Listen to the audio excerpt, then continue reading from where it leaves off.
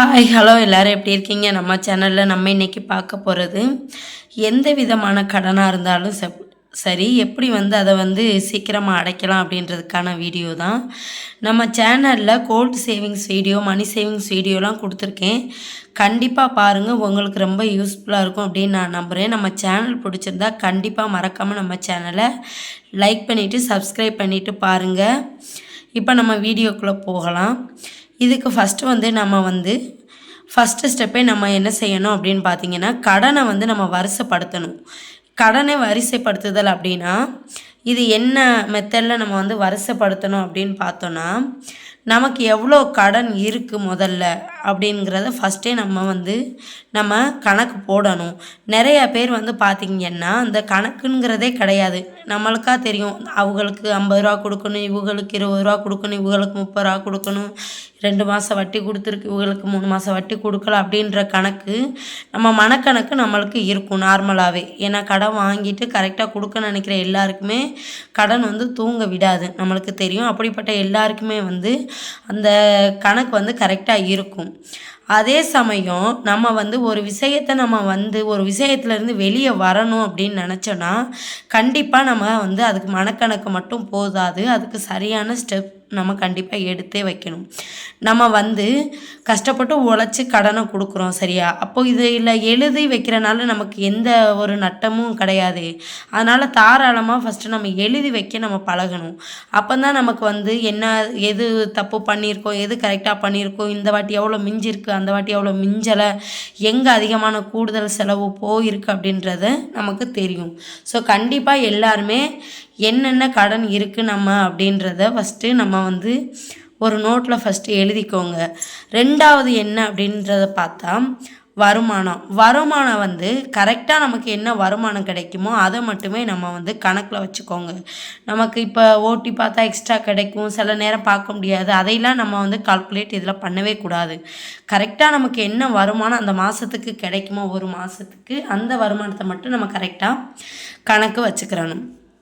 இப்போ நான் ஃபஸ்ட்டு சொன்ன மணி செலவு கணக்கு எழுதுறது சரியா. செலவு கணக்கு அப்போது செலவு கணக்கு நம்ம எழுதும்போது நமக்கு இந்த வாட்டி ரைஸ் இப்போ நம்ம பார்த்தோம்னா இந்த மாதம் போன மாதம்லாம் பார்த்தோம்னா 26 கேஜி மூடை பார்த்தோம்னா கிட்டத்தட்ட 1850 ரூபாய்க்கு வாங்கியிருந்தேன்.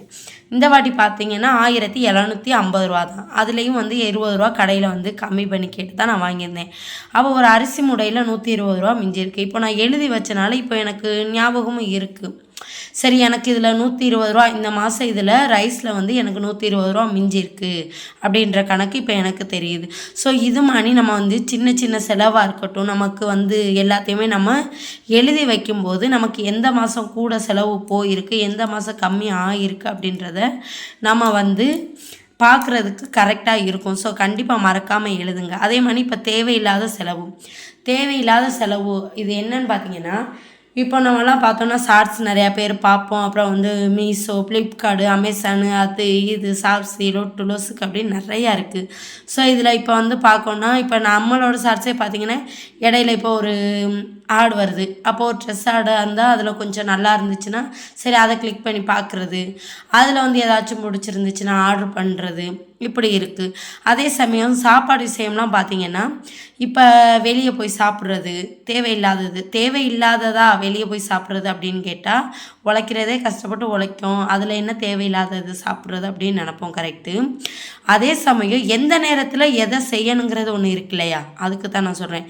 இப்போ பார்த்தீங்கன்னா இப்போ 2 பேர் இருக்கோம், 2 பேர் இருக்கிற இடத்துல இப்போ பார்த்தோன்னா இப்போ ஒரு ரோட்டு கடையில் இப்போ ஆளுக்கு 4 இட்லி வாங்கினோம்னா கிட்டத்தட்ட பார்த்தீங்கன்னா அதுக்கு குறைஞ்சது 50 ரூபா இல்லை 40 ரூபாயோட அதுக்கு முடிஞ்சிடும்.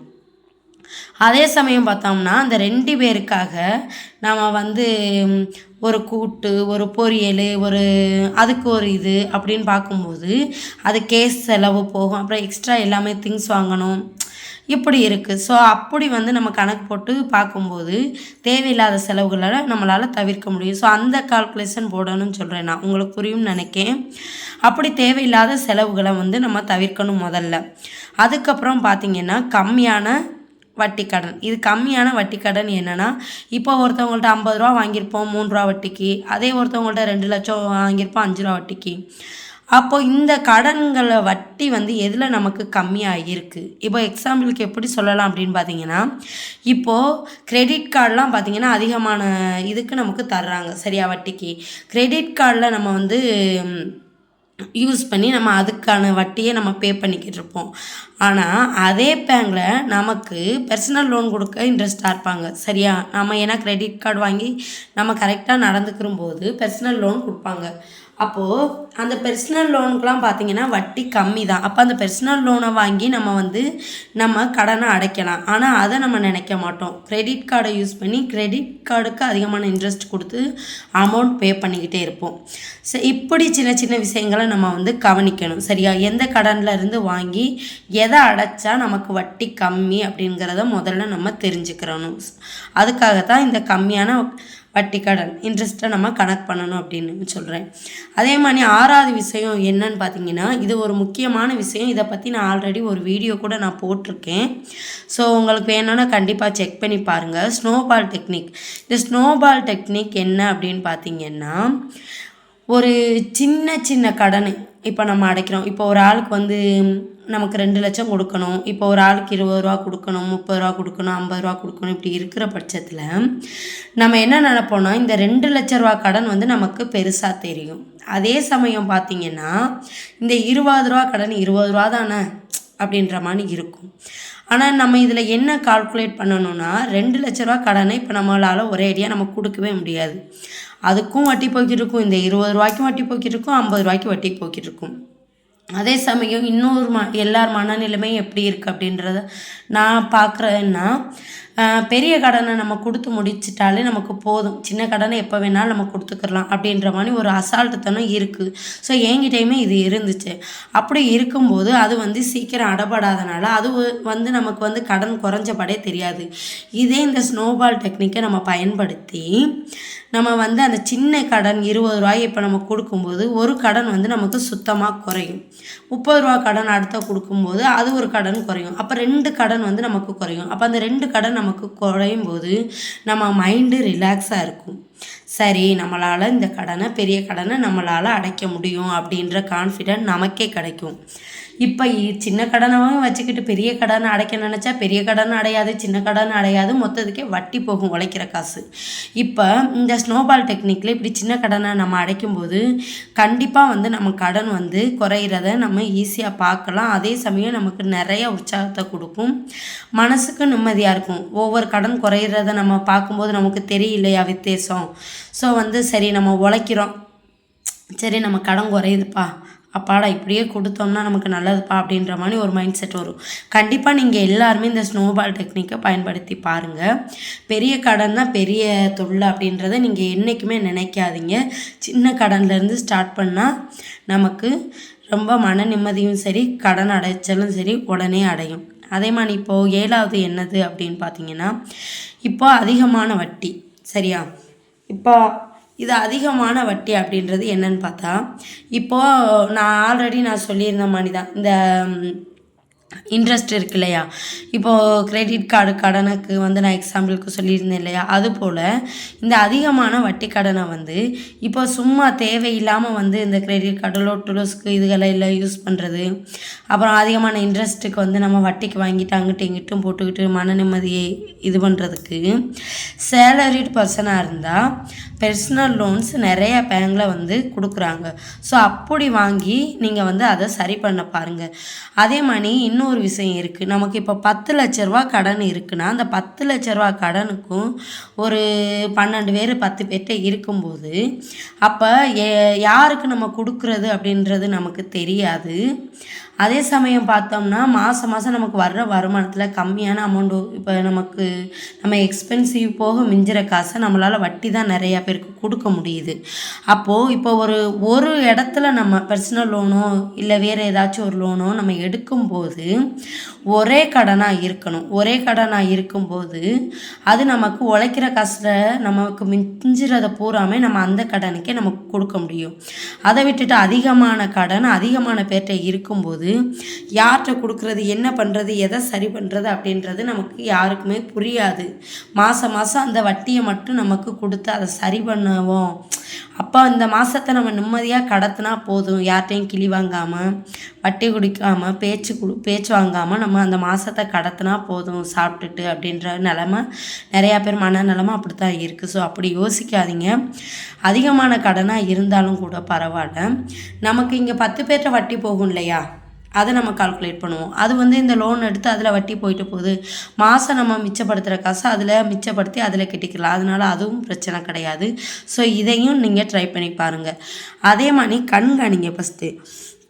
இப்போ நம்ம 10 பேர்கிட்ட கடன் இருக்குன்னா இப்போது 10 பேருக்கு நம்ம மந்த்லி நம்ம வட்டி கொடுப்போம். பட் வட்டி கொடுக்கும்போது இப்போ ஒரு ஆளுக்கு 3000ரூவா கொடுத்துருப்போம், ஒரு ஆளுக்கு 4000ரூவா கொடுத்துருப்போம், ஒரு கிரெடிட் கார்டுக்கு ஒரு 3000ரூவா கட்டியிருப்போம். இப்படி போகும்போது நம்ம கணக்கு பண்ண வேண்டியது என்ன அப்படின்னு பார்த்தீங்கன்னா, எந்த இடத்துல அதிகமாக வட்டி போகுது, எதை நம்மளால் ஈஸியாக சால்வ் பண்ண முடியும், எந்த இடத்துல நம்மளால் இவ்வளோ வட்டி கொடுத்துருக்கோம், முதல்ல கட்டும்போது நான் உங்களுக்கு இவ்வளோ வட்டியை நம்ம கால்குலேட் பண்ணும்போது, நம்ம இவ்வளோ எழுதி வைக்கும்போது, நம்ம கண்காணிக்கும் போது நம்மளோட கடனை நான் உங்களுக்கு இவ்வளோ வட்டி கொடுத்துருக்கேன்ப்பா, என்னால் இவ்வளோ தான் கொடுக்க முடியும் அப்படிங்கிறத நம்ம பேசலாம் நம்ம கடன்காரவங்கள்ட்ட. இப்போ நம்மள்ட்ட இப்போ நிறையா பேர் வட்டிக்கு கொடுக்குறவங்க மனநிலைமை எப்படி இருக்கும் அப்படின்னு பார்த்தீங்கன்னா, ஒரு மாதம் கூட தவறாமல் வட்டியை வாங்கிடணும். ஏன்னா இப்படி ஒரு மாதம் போட்டால் இப்போ அடுத்த மாதமும் போட்டுருவோம், அதுக்கடுத்த மாதம் போட்டுருவோம். அப்போ 10 மாதம் வட்டி கொடுக்காமல் போட்டானா நான் 5 மாதம் தான் தருவேன், 5 மாதம் தரமாட்டான் அப்படின்னு சொல்லிடுவான். அதனால் நம்ம மாதம் வட்டியை வாங்கிடணும் அப்படிங்கிற நிலமை வட்டிக்கு கொடுக்குறவங்கள்ட்ட இருக்கும் நார்மலாகவே.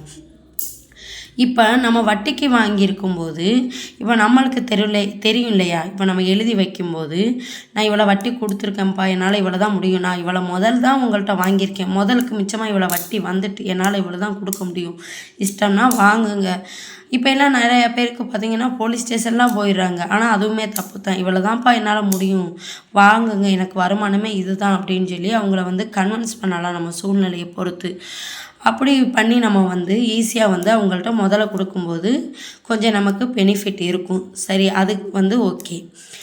இப்போ அதுக்காகத்தான் இந்த கண்காணித்தல். இப்போ இந்த 9வது இதுதான் பார்த்தோன்னா ரொம்ப முக்கியமானது, பணத்தை பற்றிய அறிவு. பணத்தை பற்றிய அறிவு அப்படின்னா இப்போ நிறையா பேருக்கு நான் சொன்னதில் ஒரு டவுட் இருந்திருக்கும். எல்லாம் நீ சொல்கிறதெல்லாம் கரெக்டு, ஆனால் எனக்கு வர்ற வருமானம் மாத செலவுக்கு தான் போகுது, ஆனால் எனக்கு வருமானத்துக்கு கடனையே அடைக்க முடியலை, நான் என்ன பண்ணுறது, இந்த வீடியோ பார்த்து எனக்கு என்ன பிரச்சனை அப்படின்றது நிறையா பேருக்கு இருக்கும். பணத்தை பற்றிய அறிவுங்கிறது இப்போ நான் அதை தான் சொல்ல வரேன். என்னென்னா, இப்போ நம்ம இருக்கோம், எக்ஸாம்பிளுக்கு இப்போ வீட்டில் ஹஸ்பண்ட் ஒர்க் போவாங்க, நம்ம வீட்டில் இருப்போம். அப்போ நமக்கு நமக்கு அவங்க உழைச்சி தருவாங்க. அப்போ நமக்கு சில நேரம் சம்பளம் நம்ம தேவைக்கு கொஞ்சம் அதிகமாக கிடச்சா பரவாயில்ல, தேவைக்கு கம்மியாக வரும்போது நம்ம அவங்களுக்கு என்ன இவ்வளோ தான் இருக்குது, எனக்கு காணலை, நான் அவங்களுக்கு கொடுக்கணும் இவங்களுக்கு கொடுக்கணும்னு உழைச்சி கொடுக்குற ஆளுக்கு நம்ம டார்ச்சர் பண்ணுறோம், மன ரீதியான டார்ச்சர் பண்ணுறோம். அவங்க ரிப்பீட் மோடில் என்ன கேட்பாங்க, எனக்கு இதான் வருது, நான் என்ன சாகைய முடியும் அப்படின்லாம் நிறையா பேர் இப்போ கேட்குறாங்க. காசுன்னு தொந்தரவு பண்ணுற அப்படி இப்படின்லாம் இப்போ நிறையா பேருக்கு நமக்குள்ளே சண்டை வருது. ஹஸ்பண்ட் அண்ட் ஒய்ஃபாக இருக்கட்டும், இல்லை அம்மா பிள்ளைக்குள்ளையாக இருக்கட்டும், எல்லா வீட்லேயும் இது நார்மலாக இப்போ நடக்குது. இப்போ பணத்தை பற்றிய அறிவுங்கிறது நம்ம எவ்வளோ வருமானம் வருது, இவ்வளோ தான் நமக்குள்ளே செலவு பண்ணணும், இவ்வளோ செலவு பண்ணால் தான் இந்த கடனை நம்மளால் அடைக்க முடியும் அப்படிங்கிறது முதல்ல நமக்கு தெரியணும், நம்ம புரிஞ்சுக்கிறணும். சரியா? சும்மா மாதம் சாப்பிட்டோம், வட்டியை கொடுத்தோம், அடுத்த மாதம் சம்பளத்துக்கு கம்மியாக வந்துட்டோம், புருஷனோட சண்டை போட்டோம், பொண்டாட்டியோட சண்டை போட்டோம் அப்படிலாம் இல்லாமல் நம்மளால் என்ன ஒர்க் பண்ணி அவங்களுக்கு பேலன்ஸ் பண்ண முடியுமோ நம்ம குடும்பத்தை, அந்தளவுக்கு நம்ம ரன் பண்ணுறதுக்கு நம்மளால் முடியும். இப்போது கவர்மெண்ட்லலாம் பார்த்திங்கன்னா தையல் மிஷின் பெண்களுக்கு கொடுக்குறதுக்கான ஆஃபர் போட்டிருக்காங்க, ஹோம் பேக்கிங் இருக்குது, நிறையா இருக்குது. இப்போது முன்ன மாதிரிலாம் கிடையாது. இப்போ வீட்டில் இருந்து பேக்கேஜிங் பண்ணுறதுக்கு ஒரு நாளைக்கு 300ரூவா கொடுக்காங்க.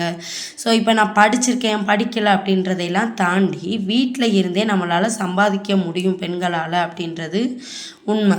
அது யாராலும் மறுக்க முடியாத உண்மை. அதுக்கு இல்லை நான் குழந்தைய பார்க்குறேன், எனக்கு வீட்டு வேலையே சரியாக இருக்குது அப்படின்றது இருக்குது. நிறையா பேர் வீட்டில் அதுவுமே இருக்குது. நமக்கு கிடைக்கிற 1 மணி நேரத்தில் கூட ஒரு பேக்கிங்சிங் பண்ணோம், ஒரு நாளைக்கு ஒரு சட்டை அடித்தோம், ஒரு மூட்டை அடித்து கொடுத்தோம் அப்படின்னா சின்ன சின்ன ஒரு நம்ம வந்து நம்மளால் முடிஞ்ச வருமானத்தை நம்ம வீட்டுக்கு வந்து நம்ம வந்து சேமிக்கும் போது கடன் வந்து ஈஸியாக வந்து அடையும். ஸோ வந்து ஒருத்தர் தான் உழைக்கணும், நம்ம வீட்டில் இருந்தே இது பண்ணணும், நம்ம அவங்களோட சண்டை போடணும் அப்படிங்கிறதெல்லாம் தவிர்த்துட்டு நம்மளால் அவங்களுக்கு என்ன சப்போர்ட் பண்ண முடியுமோ கண்டிப்பாக நம்ம வந்து அந்த சப்போர்ட் பண்ணணும். ஏன்னா நாளுக்கு நாள் விலைவாசி கூடுது. இப்போ ஒரு ஆள் உழைப்பில் வந்து எதுவுமே பண்ண முடியாது. அப்போது எக்ஸ்ட்ரா இன்கம் நமக்கு கண்டிப்பாக தேவைப்படுது. சரியா? அப்போது அந்த எக்ஸ்ட்ரா இன்கம்மை வந்து நம்ம வந்து எப்படி வந்து எடுக்கிறது அப்படின்றத எப்படி எடுக்கிறது, எப்படி எடுக்க முடியும், நம்ம என்ன பண்ணலாம் அப்படின்றத ஃபஸ்ட்டு நம்ம யோசித்து நம்மளால் என்ன பண்ண முடியுமோ கண்டிப்பாக அதை பண்ணுங்கள். இந்த 9 விஷயத்தையும் நீங்கள் ஃபாலோ பண்ணும்போது கண்டிப்பாக உங்களோட கடன் வந்து பாதியாக குறையும். பாதியாக இல்லை, முழுமையாகவே குறையும். ஸோ கண்டிப்பாக நீங்கள் ட்ரை பண்ணி பாருங்கள். அதே மாதிரி வருஷக்கணக்காக திருப்ப முடியாத நகையை எப்படி திருப்புறது அப்படின்றதுக்கான வீடியோ நான் மேலே கொடுக்குறேன். அதையுமே நீங்கள் பாருங்கள். கண்டிப்பாக நம்ம சேனல் உங்களுக்கு பிடிக்கும் அப்படின்னு நான் நினைக்கிறேன். நம்மளோட சேனல் பிடிச்சிருந்தா கண்டிப்பாக மறக்காமல் நம்ம சேனலை சப்ஸ்கிரைப் பண்ணிக்கோங்க. ஏதாச்சும் டவுட்ஸ் இருந்தாலும் கேளுங்க, இல்லை நான் பேசுகிறதுல ஏதாச்சும் தப்பு இருந்தாலும் கூட நீங்கள் சொல்லுங்கள். கண்டிப்பாக என்ன நான் மாற்றிக்கிறதுக்கு கண்டிப்பாக அதுவுமே யூஸ் ஆகும் அப்படின்றத நான் நம்புகிறேன். கண்டிப்பாக நம்ம சேனலை மறக்காமல் சப்ஸ்கிரைப் பண்ணிக்கோங்க. நம்ம அடுத்த வீடியோவில் பார்க்கலாம் guys.